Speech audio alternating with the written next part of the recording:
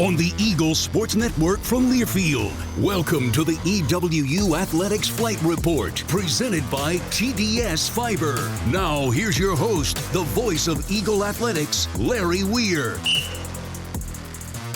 With Paul Sorensen, as always, as we have TDS Flight Report once again this week. And coming up, you'll hear from players Kentrell Williams Jr. and also Luke Dahlgren. But as always, we start with head coach Aaron Best coming off a big win against Weber State on Saturday, 31-23 at homecoming. A lot of former players coming out. Great atmosphere, big crowd, good win in the end. Set up. You've been part of the offensive line here as a player, as a coach, head coach now for more than a quarter of a century. That last drive, 18 plays, 80-some-odd yards, better than 8 minutes off the clock. I go back to your sophomore year at Montana where the Eagles ran it down the Grizzlies' throat, last drive of the game. I'm sure you have maybe another instance or two of a great drive at the end of the game, but what was it like? Was that maybe the best drive or the best game this offensive lineman has had this season? Tell us about it. Well, I think the commonplace for all those scenarios, I was standing on the sidelines watching. In '97, I was rooting those guys on in Wagris Stadium, running counter over and over and over to a sweet victory there in that momentous season. But a couple drives stand out, and some of them, the ones that stand out most are usually the ones that seal games, that end games, or at homecoming, or coming off a bad taste in our mouth from the week before, where we responded well the entire game and we established in that last series some dominance. And as an offensive line coach, understandably, that's what's expected, but it's a little bit more special. It's sweeter when it's against an outfit that prides himself on defense, stopping the run. I think we completed on that drive 2 third downs and a fourth down conversion. So 3 of the conversions in those arenas happened on that last drive. We punched in on third down with Jared Taylor to give them only a minute and a half on the clock. And, we methodically worked ourselves once we got inside the 20. We didn't want to score too fast. So there's some of those things when you look at it strategically, you score and give them 3 minutes. We want to get rid of all their timeouts and give them the least amount of time. And we did about as good as we could do. Didn't want to get to fourth down to seal victory. But, the Davis one in spring of 21 was also pretty impressive. I think the longest drive. But when you put it all together, homecoming, you're under the lights. You're coming off a loss on the road against a perennially defensive-minded and special teams-minded team. That was pretty darn special with that group, and we did it a few different ways. I mean, it was a great catch by Nolan Olm on the sideline. That Kekoa still to this moment hasn't admitted who he was throwing to, whether it's Austin or Nolan, but it got in Nolan's hands, and that was a big play on 3rd and 8, or we probably would have punted because we're on our side of the 50. So there was a lot that went into that. There's a ton of toughness and grit, and want to move the sticks enough and punch it at the end to go up 8 and secure ourselves a third victory and second in the Big Sky.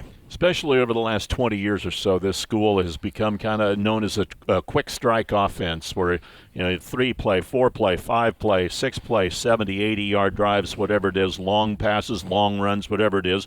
But this year, 15 drives have been scoring drives that have been 10 plays or more, or 5 minutes or longer of possession.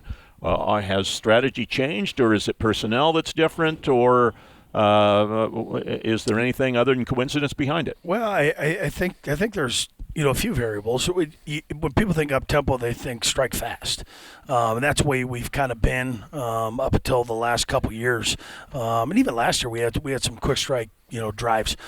Personnel wise, we're not as explosive as some of the positions. So we've got to be almost in perfect situations to have those 1 or 2 play drives go our way. But we're still up tempo. We're still no huddle. But instead of maybe having a 2.5 minute drive, it may be a 7.5 minute drive, and it might be 13, 14 plays. And I think that's kind of who we are this year. I mean, year in and year out, we'll kind of we won't change our stripes, but we may change our move and our tactics. I think that's who we are kind of this year, as far as we've got to play more complementary, and part of that playing more complementary is maybe having more plays, more time of possession. I mean, 34 minutes time of possession this last game. This is our 5th game that's been a one-possession game when the score was said and done. So 5 out of 7 games. This is kind of replication of a few years back when we played our first season on the red turf, I think 7 times in that season. The fourth quarter we were down and came back in 2010. So having been through, some of those seasons where it's not always going to be an 80-play, 2-play drive and 40 seconds off the clock, and you know as well as I do, Larry, that defense coordinators don't want to see that. They want to be on the sideline. So I think we've done a pretty good job as long as we continue to move the sticks on third down, be strategic on third and fourth down to put ourselves in a good spot. The kicking games come a long ways, so we can lean on some of those 3-point efforts instead of having to feel like we're forced to go for it. But I think that's the way this team's got to be, and that's kind of the way we're built this year is complementary football is kind of longer, sustaining drives. We'll take explosive drives. Any way you can get 7 points, I think it's hardest thing to do in football is score touchdowns. I mean, when you're talking about if you scored 5 touchdowns a game on average, that's a pretty solid effort. And so those things are hard to do when you get 12 and 13 series. You're only scoring on 40% of the series. That's a big victory. And so we're doing a good job if we can continue to hold people to field goals, continue to maintain possession, and we're not turning the ball over. Last 4 games, we've not turned the ball over on offense, and that allows you to take a greater risk and maybe trust your guys a little bit more in situations where they're double-digit drives. Tuna's had a nice couple games in a row at Idaho State and then against Weber State, but love what you did with Taylor, Wortham, and Vesperis. That one time you had all 3 quarterbacks in the game, and basically you're adding an extra guy as a blocker when you're using your quarterback to run the ball, and in that last drive 15 of those 18 plays were runs, which was very, very impressive. So it makes it much more difficult to game plan now, because now you've got to look at a 3-headed monster quarterback. What are they going to do when they come in? How the play calling I thought was outstanding, in terms of the mixing and matching of the different packages you had. So from that standpoint, that has to make you feel pretty darn good too, because of all of the different things you're able to do now. It is, and I think Coach Chapin has done a great job where you have all these bells and whistles. How you don't want to open up Pandora's box too much, because again, we got to be good at something, not okay at a lot of things. And so we'll continue to stretch what we can stretch with our personnel and our formations as long as we can, but we want to stay good at something as opposed to just dabbling in a lot of things. And so I think Coach Chapin did a great job. And I mean, you speak of Tuna, our 10-year-old Texas on our way home from the game mentioned, as she's looking at the stat sheet, she goes, "Dad, Tuna was the leading receiver. He had the most yards receiving in the game." So it kind of confused her because she knows Tuna is one of her favorite players, but a running back as well. And I think he just clipped, Nolan by a few yards or Efton. But, she was so confused going home that, and I said, well, yeah, and he had a pretty good game on the ground. And he was really, the workhorse behind center. We utilized the quarterback run game a little bit. Knowing Justice was out, we're going to have to lean heavily into Tuna, but also get some mileage out of some other guys. And we've got some emergency plans if we need to break glass, but this is it was a really well put together game plan, really well executed game plan, and we played really, really consistent football. We really did, and I was proud of those guys, proud of the coaches. Situationally, we were really good, and there was a lot to take out of this game. As head coach, I think that was your first victory against Weber State, right? Yes, it was. How did that feel? It's awesome. It's awesome. I mean, I've been waiting for these guys to celebrate against Weber State teams since they've been tough. I mean, it snowed here in 17 if I remember right, and we jumped. I mean, Chris Schlichting. I mean, unfortunately, I got to bring you up, Chris, but we're inside the 5. We false start, and I think that was first and goal. We end up having to kick a field goal. 18 down there. Dave Cook, I'll bring him up. We didn't score a touchdown for the first time in 68 presidents or whatever it was. We didn't score a touchdown on there. 17-6, 19 come back up here, and if I remember right, it was a one-score game. I'm sure they faked a field goal or a punt in that game, and then 20 was scratched, 21 down there, up here, and they had 3 fakes and were executed all 3 fakes. And last year we gave them all we could handle in the first half. We just kind of didn't get. It was tough, and I've seen a lot. I told the team I've seen a lot of water and Gatorade poured over head coaches at Weber State. State. I've seen calendars circled in some of the high schools we've been to in recruiting, and we've been on their radar for a long time. So it's nice to get a win, and the way we did it was a consummate team victory. So it was awesome. And you had mentioned something that I wanted to bring up about their defense and also their special teams. I thought your special teams outplayed Weber State. With the 3 field goals made. In terms of what's going on, limiting their return attack, and then defensively for Eastern Washington, having the big play with the freshman coming in, just right off the bench, maybe just got off the bus, and he knocks the pass down on 4th down, and looked like he's been doing it all season long. So there were a lot of great things there, on all 3 sides of the ball in this football game. Well, you got to win 2 of the 3 phases, and to me, you can't just sneak by in 2 of the 3 because that's not always going to get it done. If the other team, barrages you in the other third of the ball game, I thought we held them to field goals. We faked the field goal, and it was fun to kind of be on the good side of the fake this time around a special teams unit, and we had practiced that, put that in, executed at a high clip. Trust Seven with the ball in his hands, no matter if it's on offense or special teams. I think we covered the kicks very well. Their All-American returner was not involved in the game. He's banged up and wasn't able to play, but we didn't let our guard down because their unit, the other 10 guys, are dangerous, not just the returner. The returner's that much more dangerous, but I think we're pretty good. We got loose on one of the punts. The first punt we had, and there's a little bit too much traffic in Nick Kokic's face, but all in all, I think we slightly won in that regard. Jackson Cleaver came in, hit a 44-yard field goal at a opportunistic time, and I think at the end of the day, we're proud of this unit. We bonded together. All the core 4 played really well. And like you said, Derek Ganter to end the game with the punch out on the over route 4th and whatever it was. Goal from 4th and 8 from at or near the 10-yard line. It's interesting to think that he's always going to remember the first game he played in. Wasn't just homecoming, wasn't just 4 o'clock in the afternoon, which is an abnormal home game time. Wasn't just fireworks. It was a game-winning PBU. I mean, that's pretty cool. I mean, you're going to remember, everybody remembers their first game, but to be able to put the icing on that cake, that's impressive. And it goes to show you how much work he's done from the time he got on campus in August practicing, and he was ready for that moment. Portland State coming up Saturday at Hillsboro, Oregon. This is a team, Portland State, coming up on Saturday that they want to run the ball, and they've got a dynamic quarterback, Dante Sachere, who played very well against the Eagles here in Cheney last year, and you got to try to control him. I don't know if he's a guy that can drop back and throw 50 times a game and beat you, but he's a guy that if he runs for 100 and something yards, he can throw for 200 and beat you that way, which he did last year. Again, it seems like a common team that we're going to face this weekend on the road is a run-first outfit. They're going to be in your face. Their defensive scheme has changed immensely. They don't play as much man as they have in the past.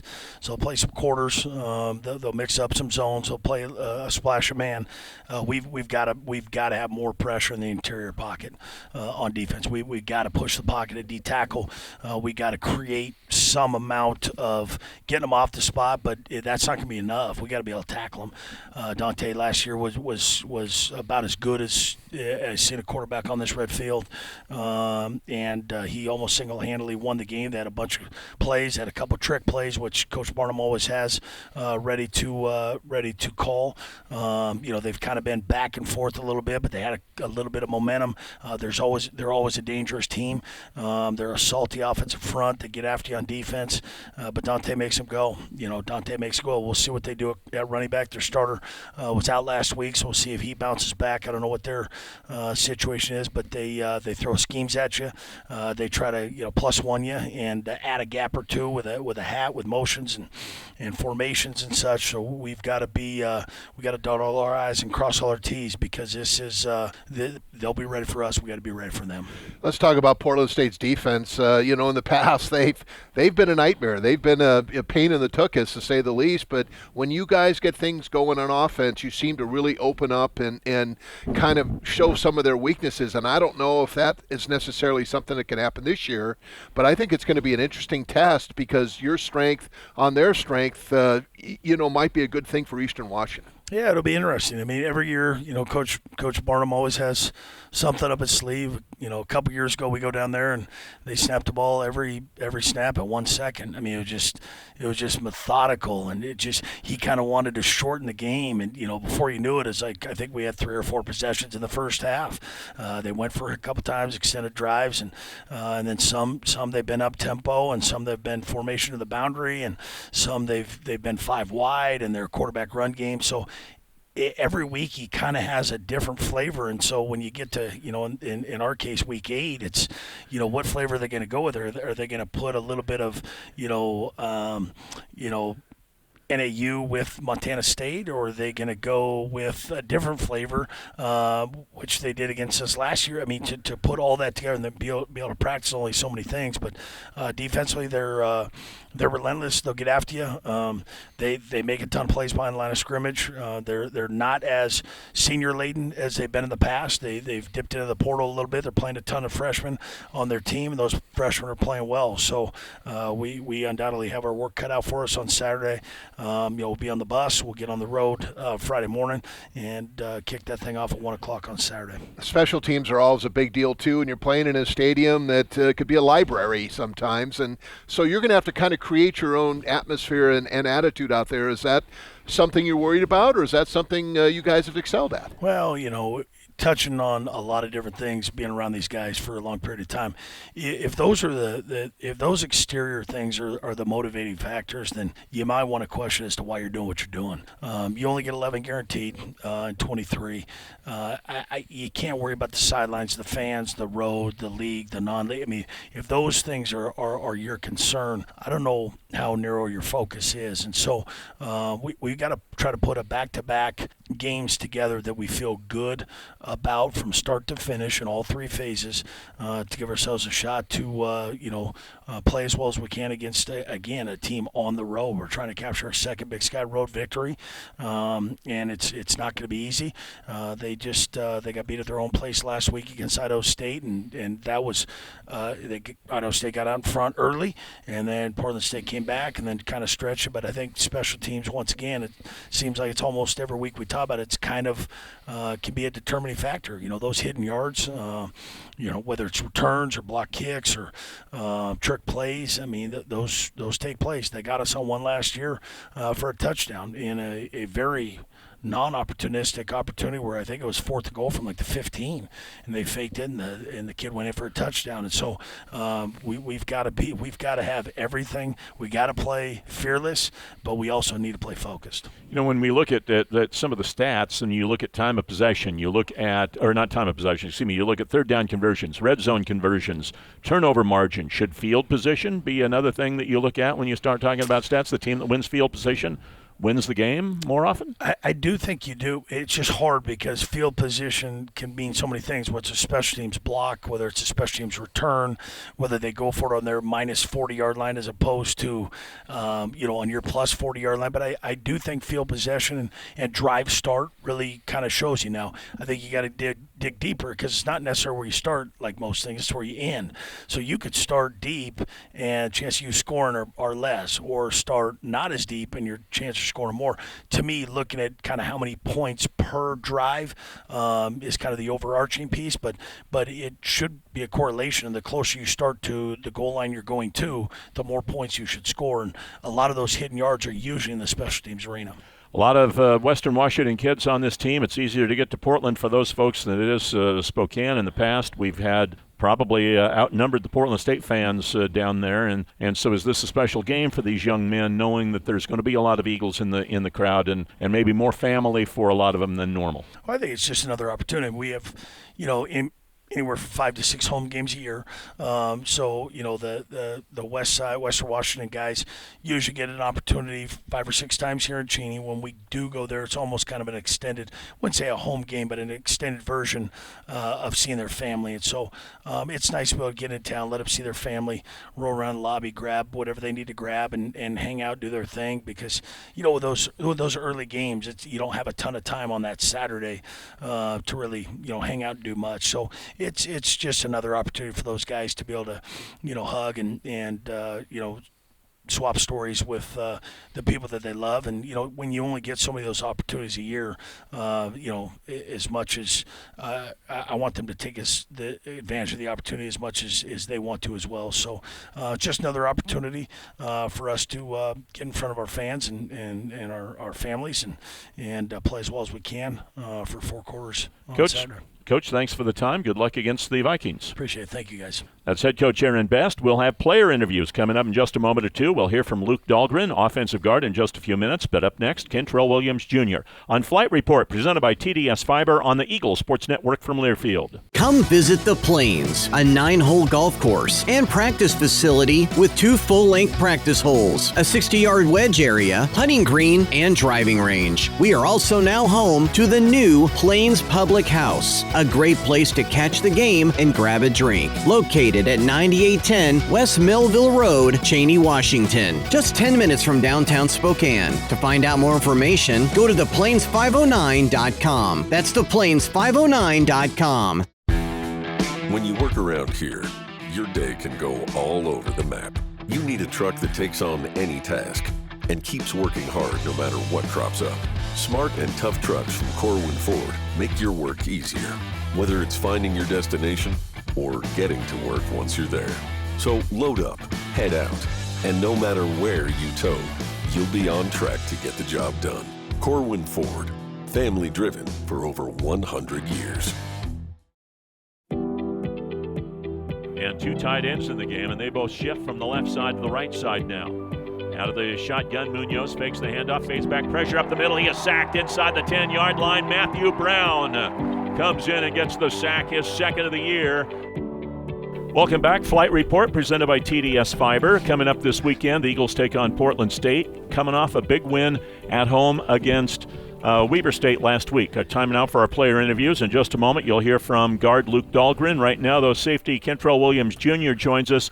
And you got the stop there, Kentrell, at the end of the game. They were driving down for a game-tying touchdown. You guys were able to stop them in the red zone. What does that do for you? Momentum into next week. It pushes the momentum forward for sure. We have a lot of young players on the team, and we're just being able to try to push that domino over. And once we got that domino pushed over, we've been able to just keep them rocking over, and we're just trying to keep moving. You know what you have in the safety room. Nobody who's a fan of this team had seen Derek Gander Jr. play until the ball game on Saturday. He makes the play to break up the pass at the end of the game. What did it do for you to see him make that play? It did for me. It made me extremely confident in him, and I was really proud of that moment, because that moment showed me that I can have confidence in him going into the week forward, because Armani Orange, he been sticking it out there, and he been balling, he's been doing his thing, and Derek Gander came in the game and made plays when he needed to, so it was good. You've got a lot of young guys in that safety room, so I mean, there's some players that are pretty good that we're going to see here over the last 4 games of the season probably, and for the years to come, and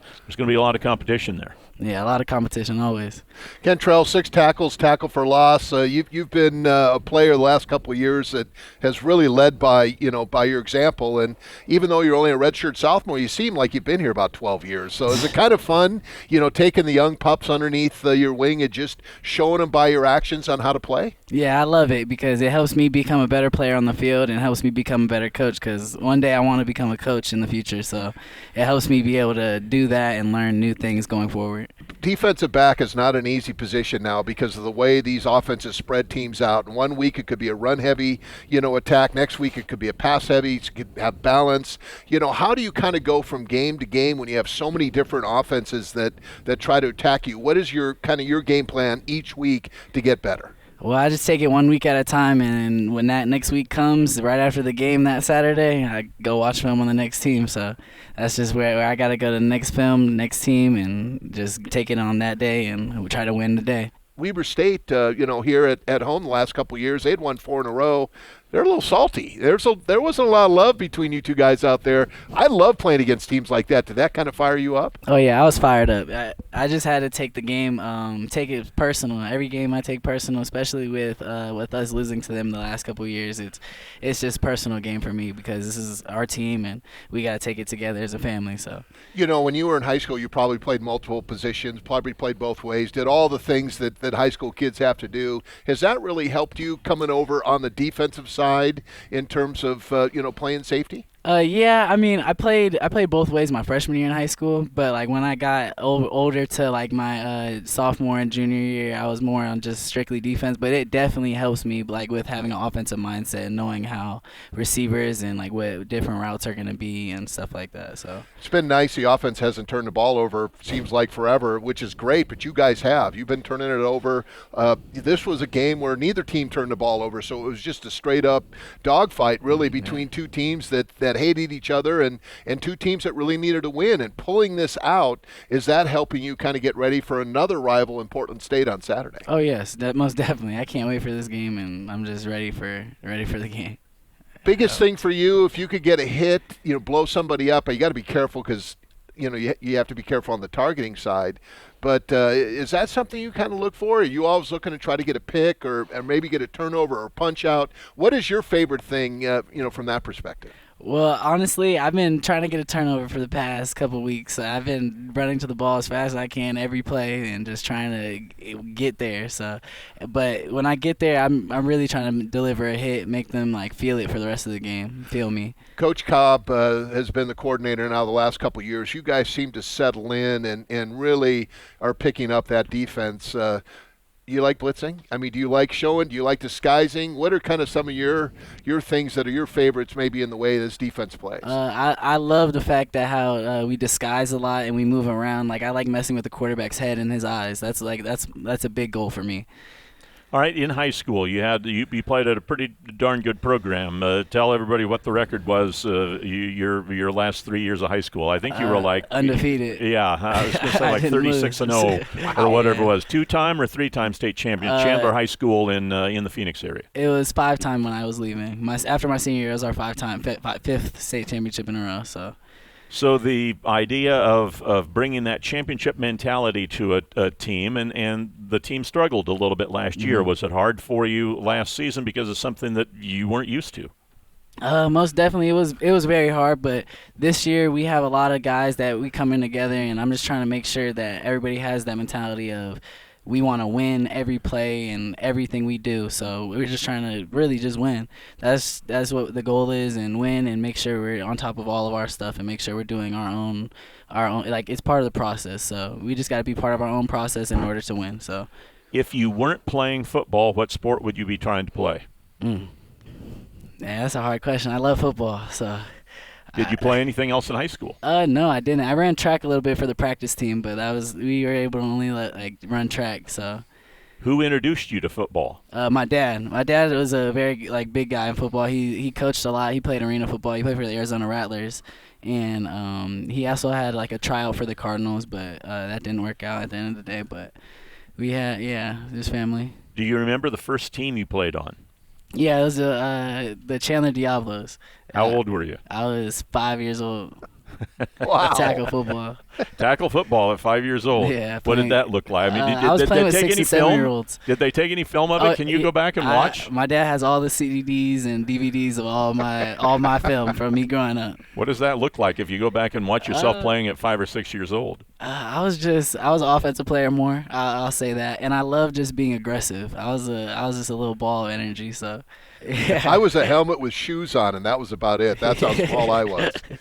That's funny. What are you majoring in? What do you want to do with life after football? You talked a little bit about coaching earlier. Yeah, I have a communications major, and then I'm minoring in coaching. So that's one thing I want to be able to do is end up coaching for like a D1 level program. And so you want to get into college, not high school. You want to get into the college level? Yes. You see how these coaches have to live, right? Yeah, I see exactly how it goes, and I love it. It's football. All right, Kentrell, we appreciate your time. Thanks a lot for joining us, and good luck on Saturday against Portland State. Thank you. That's Kentrell Williams Jr. When we come back, it'll be offensive guard Luke Dahlgren joining us on Flight Report, presented by TDS Fiber on the Eagle Sports Network from Learfield. George Gee Buick GMC is proud to support Eastern Eagles football. We're your locally owned dealer with excellent customer service and a friendly staff. Right now, get great offers on the all-new GMC Sierra, featuring a 2.7-liter turbo high-output engine delivering 310 horsepower. See our inventory of Sierras just off I-90 at George Gee Buick GMC, the top volume Buick GMC dealer in Washington State. Visit GeeBuickGMC.com.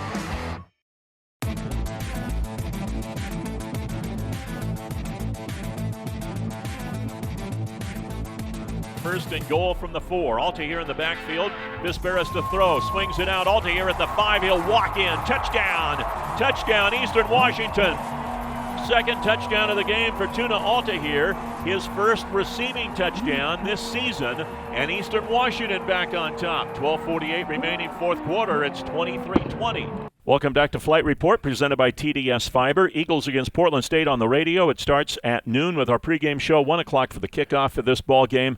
And you can sync it to the video by going to syncmygame.com, syncmygame.com, or through the Varsity Network app and just figure it out from there.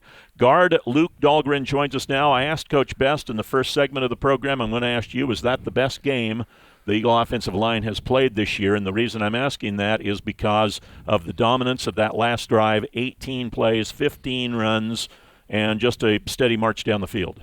I mean, yeah, that one was a lot more than us. You know, tight ends were in there blocking, guys were running hard, but overall, you look at the grades and everything, it was our highest graded everyone together. And so we played a pretty good game, but there's always a few moments that you're looking back on that you want back and that we can get better on. When you dominate a team like that physically, they had 10 in the box and they still couldn't stop the run.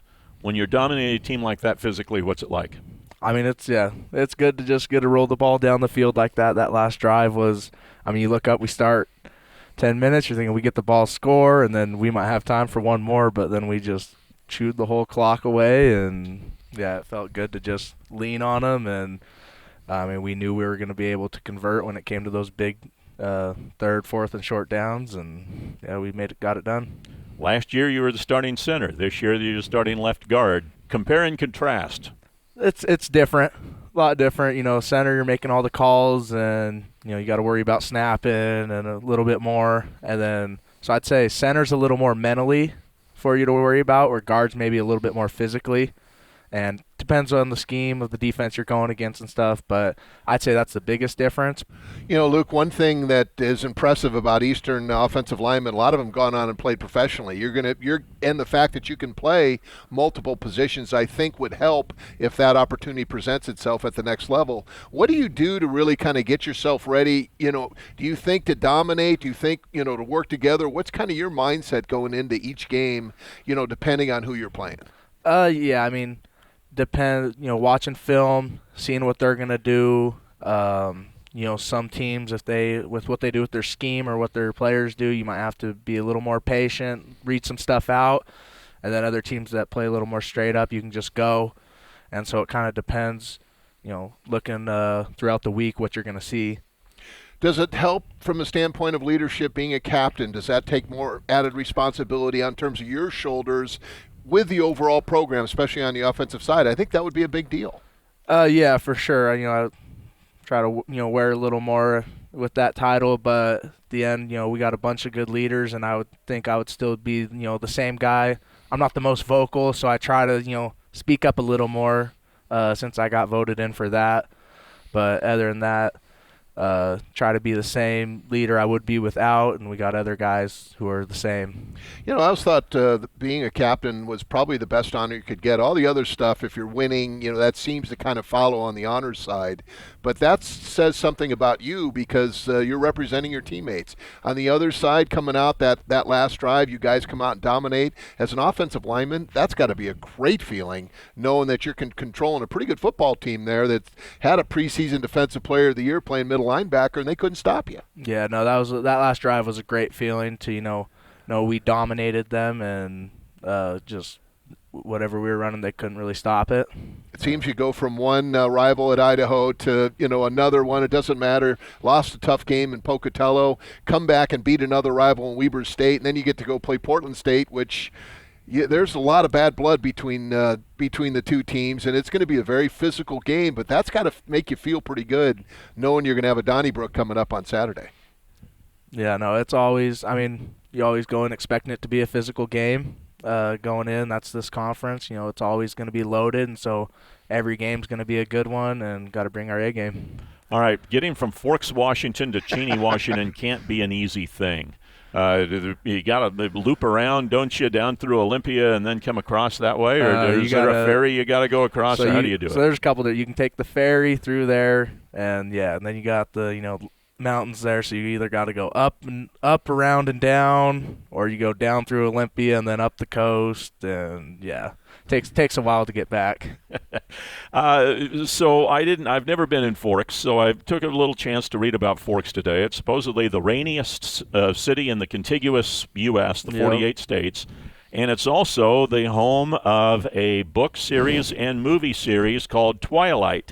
And apparently hundreds or thousands or I don't know how many people come to Forks every year, cosplay this Twilight thing. Have you gone to the Twilight Festival or whatever it's called? I haven't, but it's a madhouse there every summer, really all time of the year. And because, I mean, there's a lot more than Twilight. You know, you've got all the beaches and national parks and stuff, and so some people are coming for that. Some people are coming for Twilight, both. But, yeah, town gets, 3,000-something people, and then just the tourists, I mean, they come rolling in, especially in the summer. I think it was early September, I want to say, is like the big Twilight day there. And, I mean, I was talking to my mom, and she said it was just a madhouse in town. Everyone rolls in, and yeah, it's crazy how many people come there for that. Did you read any of the books or watch any of the movies? Just being from Forest, I watched a few of the movies, but I never really got too much into them.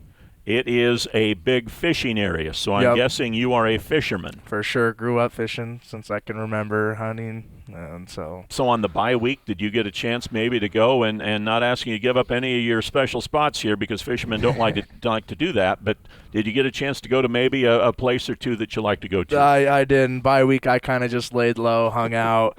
I've done a little bit of fishing around here, not as much, but normally when I go home, I try to get out a little bit. Last time I got to really go home on the bye week and hunt was my freshman year over here. I think I took off Thursday, Friday after practice, and drove home real quick, shot a deer Sunday morning, and got it all hung up, and then it's like, all right, I got to get back. Your guys' problem now. Did you get any of the deer? Did they send you? Oh, yeah. I got some of that, and then my brothers just got one, so actually when my parents came up this week and they brought me a little refill of some meat, so got some good backstrap and a little more stuff. Favorite fish to catch, favorite fish to eat, and is it the same? Favorite? I don't know, because we fish the rivers and the ocean, and so, I mean, probably steelhead fishing in the rivers, and then lingcod in the ocean is fun, and I'd say that lingcod's pretty good. Hard to beat that. Eating some good fish and chips. My dad actually just brought me some this week, and so I'll probably doing that sometime this week. Portland is probably easier for everybody in Forks to get to than Cheney, so you're expecting a for big sure, turnout of people? Yeah, good amount of families going down there, and I got some down in Oregon too, and so I'll have a decent amount of people there. You are what Eastern is calling a redshirt senior, meaning you could play in 24 if you choose to. Have you made that decision yet? I'm planning to right now, so I'm planning to be back. And so what are you majoring in school? What do you want to do with life after football? So I'm finishing up. I'm in my last class of my business degree right now, and don't know. I might major or minor in something over these last couple quarters I'm here, and then not really sure yet. I know my family's got the logging company back home that I might go work for after. You were a champion wrestler in high school. Do you miss not wrestling? For sure. I mean, you do something your whole life, and then, you move on from it, and you always miss it a little bit when wrestling season rolls around, but I always knew, football was the one I enjoyed a little more, and so. Football was the favorite, and it wasn't just the one that probably you had a better opportunity to do in college and maybe could do at a higher level? It was probably a little bit of both. Football was the one I got, more looks at, did better in. But, yeah, for sure. I mean, doing, a sport your whole life and then, moving on from it was a little tough. Every year it rolls around, and, you see it starting without you. But overall, love football, and I made the right call. You're pretty natural with these things. Offensive linemen like to be low, they like to be under the radar. So is this hard for you? Or? Like I said, I'm not the most vocal guy, but I do all right in this stuff. Luke, thanks for the time. Good luck against Portland State. Thank you, guys. Thanks, Luke. That's Luke Dahlgren. When we come back, we'll wrap things up here this week on Flight Report presented by TDS Fiber on the Eagle Sports Network from Learfield. When the game goes into overtime. But The game goes into overtime. The choice to enjoy is easy. Bud Light, easy to drink, easy to enjoy. Order Bud Light online today. Enjoy responsibly. Anheuser-Busch Bud Light Beer, St. Louis, Missouri.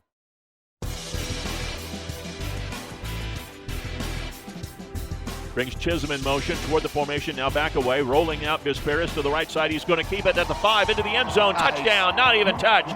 Touchdown, Eastern Washington, Keikoa Vesperis on the run. And that is his first rushing touchdown of the season. He had rushing touchdowns last year, but his first one of this season. Welcome back to Flight Report. Let's tell you about what's going on around Eagle Athletics before we go any further. Season tickets for basketball are now open for purchase. They had been open just for renewals from last season, but now if you were not a season ticket holder and want to become a season ticket holder for either Eagle men's basketball, women's basketball, or both, you can do so. Go online, goeags.com, click on the tickets link. Both teams with high expectations in 2023-24.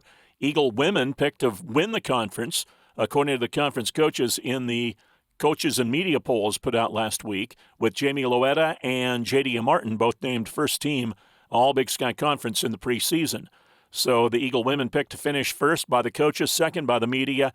Eagle men had Ethan Price picked to the preseason All Big Sky team. They were predicted third by the coaches and second by the media. So tickets available now. Go online, goeags.com, click on the tickets link. If you are a lapsed season ticket holder and want to renew, or if you are somebody new to the Eagle family and want to get season tickets, you can do so at this time. Also, in Eagle Athletics this week, it is the Big Sky Conference Championship week for cross country. The Northern Arizona men are the perennial national champions. They'll try to win the conference once again, as will the NAU women. The Eagle men and women will be part as they look to get into the upper part of the pack, and that is happening on Friday at the University of Montana. Also this week in Eagle Athletics, Thursday and Saturday, the volleyball team is at home for two big matches this week. They'll play second-place Weber State on Thursday, and then they'll play Idaho State on Saturday, 6 p.m. on Thursday, 2 p.m. on Saturday. And both teams are ahead of the Eagles in the standings at this point in time. We talked about women's basketball and tickets. You can get a sneak peek at the team with a free scrimmage that's happening, an exhibition game that's happening on Sunday as the Eagles take on Montana Tech. That'll be a 2 o'clock game time on Red Reefs Court. So that's happening on Sunday. And then also the women's tennis team will be in action Friday through Sunday at the Gonzaga Invitational for all-day competition there. The Eagle football team will play at Portland State, and that ball game will start at 1 o'clock on Saturday. Our pregame show begins at noon. I understand that you might want to try to put our audio on top of the video for this particular broadcast, so we encourage you to do it for all the broadcasts, but at any rate, you can do so by going to syncmygame.com, syncmygame.com. You can also go to the Varsity Network app, and if you have that app downloaded, you can sync things that way, or you can go to goeags.com, click on the schedule, find the Portland State game, and then on the listen link, that'll take you to the Varsity Network page, and you can select listen on the web. And if you're within an hour or so of Spokane in any direction, you can go to 700ESPN.com and click on the Listen Live link there and listen that way if that's how you'd like to do it. So there are multiple ways to get this done, and we hope that you do so and join us noon for the pregame and then 1 o'clock for the kickoff on Saturday. Let's take a look at the Big Sky Conference standings going into play this week. Montana State on top of the conference at 4-0. They're the only unbeaten team. 3 teams have 1 loss: Montana, Idaho, and Idaho State. That Idaho State game looking even ever more painful because if Eastern could have won that, they'd be sitting there with Montana and Idaho at 3-1 in the conference, but they're not. They're in with Sacramento State, UC Davis, Portland State, and Northern Arizona all at 2-2. Cal Poly's 1-4, Weber State's 1-4, Northern Colorado the lone winless team. They are 0-4. This week in the Big Sky Conference, some big games besides the Eastern Portland State game with 2 teams at 2-2. Another game with 2 teams at 2-2. UC Davis plays at Northern Arizona. 3-1 Idaho State on the road for the second straight week. They won at Portland State last week. This week they've got to go down to the Hornets' Nest and try to win at Sacramento State, who's coming off a tough loss to Montana State. And then Montana State plays at Idaho in a huge game on Saturday afternoon. That's a 1 o'clock start time as well. And Montana will be at home against Northern Colorado. Top 25 rankings. Here is the coaches poll rankings. Montana State number 2, Montana number 5, Sacramento State 7th, Idaho 8th, and UC Davis is in at 25. In the Stats Perform Media Top 25, Montana State is 2, Sacramento State 6th, Montana ranked 7th, Idaho ranked 9th, and UC Davis ranked 25th. So 5 Big Sky teams in the top 25 in both of the major polls. Again, the Eagles take on Portland State on Saturday. We'll be on the air at noon with kickoff at 1 o'clock.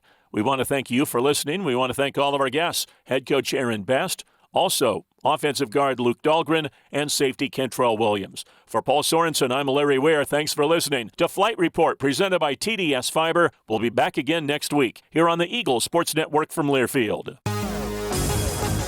You've been listening to the EWU Athletics Flight Report, presented by TDS Fiber.